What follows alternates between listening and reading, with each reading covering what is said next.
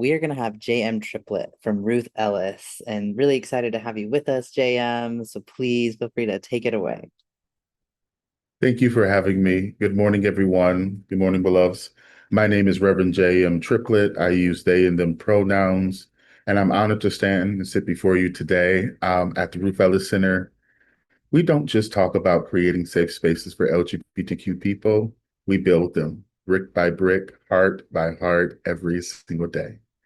And so I do work for the Ruth Ellis Center in Detroit, Michigan, where my role is the education and facilitation manager. Basically, what I do is I co-facilitate transformative pieces of training. I lead youth group programs, and also collaborate daily with visionaries who are deeply committed to seeing LGBTQ group plus youth thrive. Among these initiatives is our Journey Ahead program, a program that isn't just close to my heart, it's intertwined with my story. Journey Ahead is a lifeline. It's a 6-week virtual therapeutic community designed for LGBTQ youth in Michigan who are navigating the complexities of child welfare, foster care, adoption, and the juvenile justice systems. So reflecting on today, I was really curious, what am I going to say today to the people? And a persistent question echoed in my spirit. The question is, what does it say about our systems and ourselves if a young person must risk everything simply to feel seen, safe, and supported? For me, this question isn't rhetorical, it's deeply personal. It resonates with my own journey.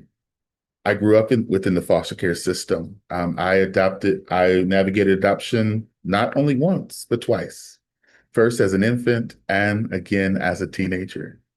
And so the journey of discovering and embracing my queer identity didn't happen despite my faith, but profoundly through it, through community, through complex questions, and the unwavering belief that authenticity is sacred. These lived experiences anchor me firmly in my work. They remind me daily that we're not just creating programs, we're cultivating possibilities. Possibility is the heartbeat of the Ruth Ellis Center. Our mission is clear: to create opportunities with LGBTQ young people um, so we can empower them to see and envision and pursue positive futures. And we dream boldly of a world where LGBTQ plus youth are safe and supported, and no matter where they go. And so our approach is comprehensive and expressed through four dedicated departments. We have our Health Equity and Outreach Department, which is our drop-in center and our prevention services. We have Integrated Health and Wellness, which is partnering with Henry Ford Health to deliver comprehensive primary and behavioral health care. We also do supportive housing, from short-term to permanent housing here at the Claremont Center. And finally, the department that I'm a part of, the Ruth Ellis Institute, which is the hub for training, research, technical assistance, and also leadership cultivation. All of these efforts are grounded in our principles of trauma-informed care, positive youth development, harm reduction, and restorative justice. Yet, beneath all of these structures lies powerful stories. The stories of youth navigating identity, navigating complex systems, and society simultaneously. This is the heart of Journey Ahead. So in our virtual spaces, LGBTQ plus youth ages 13 to 21 come together, not merely to talk, but to heal, to connect, and also to build community. Many of our participants return repeatedly, drawn back by the profound sense of belonging and understanding their experience. We utilize frameworks developed in partnership with the National Social Center, guiding youth through the distinction between external changes forced upon them and internal transitions they choose for themselves. And Journey Ahead also reminds young people that they are more than the sum of what happens to them. It centers what happens within them.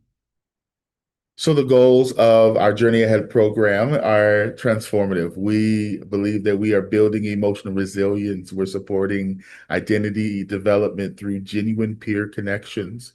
And we're also reducing isolation, especially within the arenas and the season that we're in now, through intentional community building.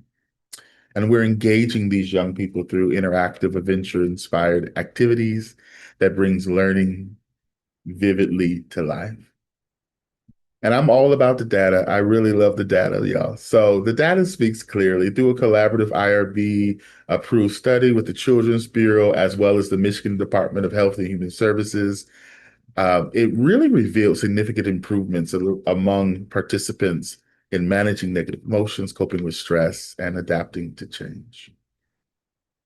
But I asked you, what is the most compelling data? I believe it's found in our youth's own words. Let me read some to you.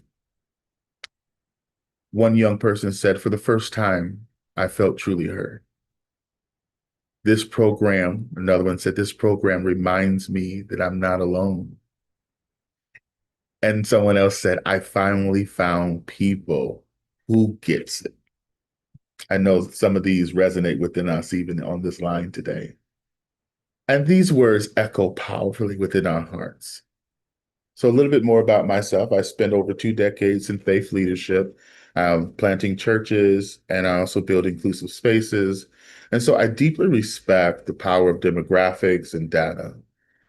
And I also hold a greater respect for collective imagination. Here's what I believe. Here's what I believe here. I believe that we are witnessing a generational transformation. Let me tell you why. 22%, the data shows 22% of Gen Z openly identify as having a diverse soul gene.